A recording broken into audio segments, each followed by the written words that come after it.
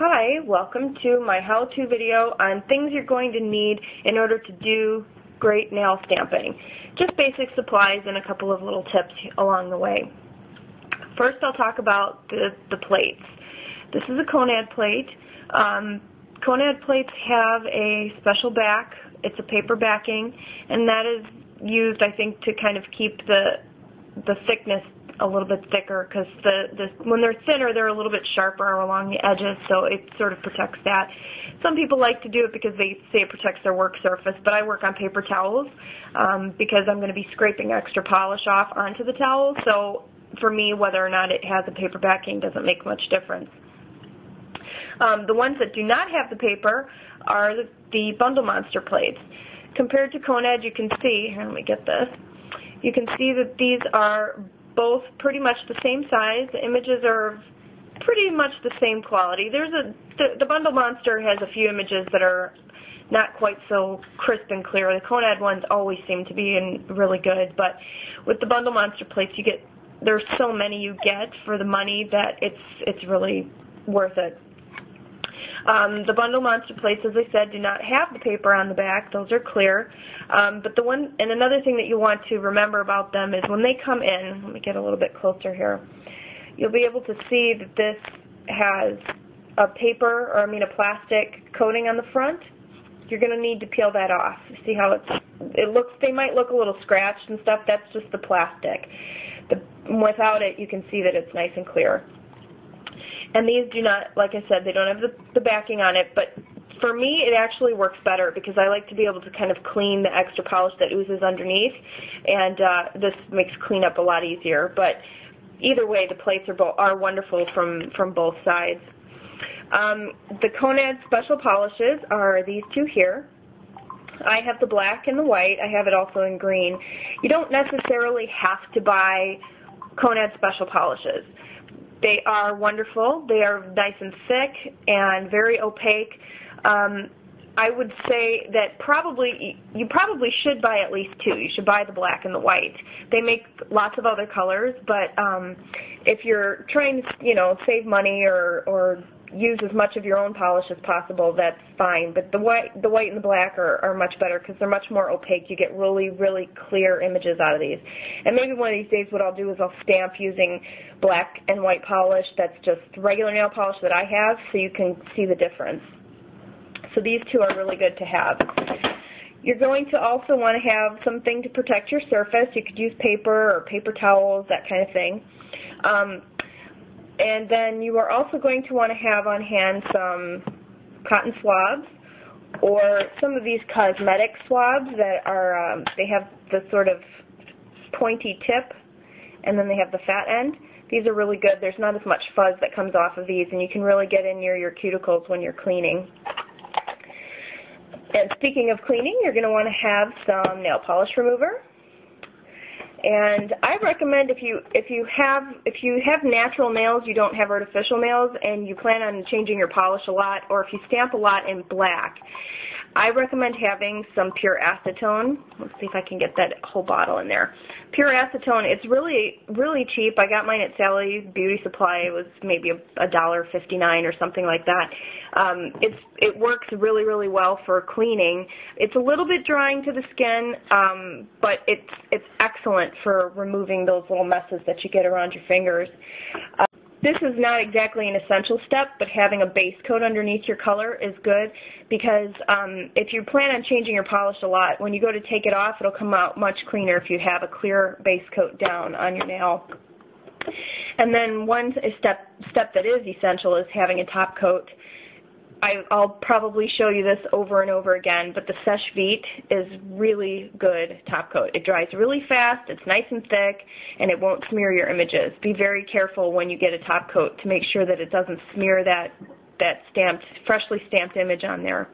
So Seche Vite is a really good one. People have asked if you can use your regular nail polishes in order to stamp, or do you have to have the special Konad ones? As I mentioned before, you don't necessarily have to. You can stamp in your own polishes, and I do that frequently.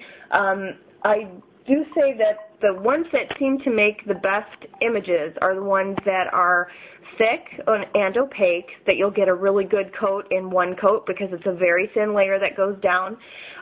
Chrome polishes tend to work really well, those metallics, you know. I do not recommend trying to stamp in glitter.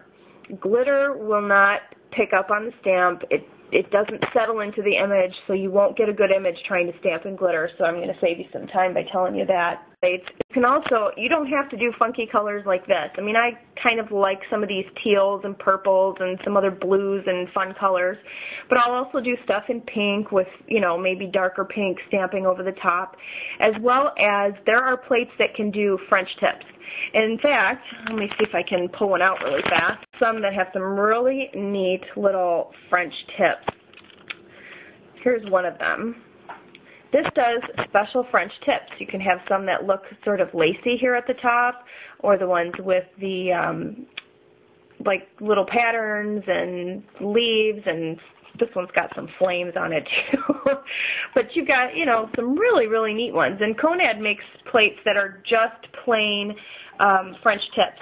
So if all you're into is French tips and you want to do it a lot faster without worrying about lines and putting down little blocks and tapes and things like that, just stamp it right on. It's fantastic. So if I ever get, one of these days I'm going to do a tutorial that'll show you some kind of cool French tips as well. Somebody asked me, do you have to clean your plate after every time you stamp? The answer is no, not necessarily. I would recommend cleaning it off and just use your regular cotton swab with the nail polish remover and rub it in the image to really clean it out. Probably every 2 or 3 fingernails. The best way to tell is every time that you go to press your stamper on your image like this, check the stamp. If the image doesn't look like you got a complete image, it usually means that you have some polish stuck inside here that has started to dry, because it's already such a thin layer, it'll dry very quickly.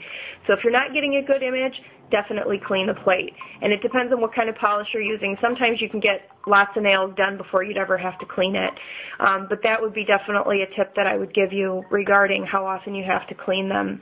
If you end up, most of the time, if you have some paint left over on your stamp, you can usually rub it off with your finger. If not, you can just use your cotton swab and kind of rub that off, and it'll come off pretty good. Another note about the scraper. This is a metal edge. It's not super sharp, but I certainly wouldn't run my fingers this way across it. But I have also seen other people use credit cards.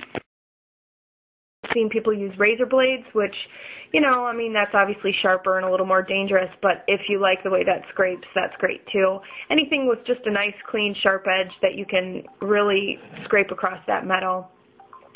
I actually also try to keep my scraper pretty clean. Sometimes if you're having a hard time with your scraping, you might have some extra polish that's really bunched up in here. Again, just use your cotton swab to try to clean it. Some paint, as you can see in mine, the paint tends to settle in here, and I try to use the little tips, and I've tried cleaning it and getting in there, but it's just really hard to get it all out. So it's dry, so I'm not going to make that big a deal out of it, but your scraper will probably get a little dirty. Just, you're going to have to live with it, because I have to. But that's pretty much it. I can't think of anything else at the moment that I can tell you. But if you have any questions, certainly let me know. I'll be happy to answer anything that I can. Hopefully if you already have your stuff, you're already enjoying it. And if not, then hopefully this will help you to get started. So anyway, if you like this video, please click like or comment. I welcome any comments. Subscribe if you want. I'm going to be doing much more tutorials, more with just ideas. They'll be shorter and less talking, but you'll get to see some more patterns and colors. So again, thanks again for watching, and I hope you guys have a great day. Bye.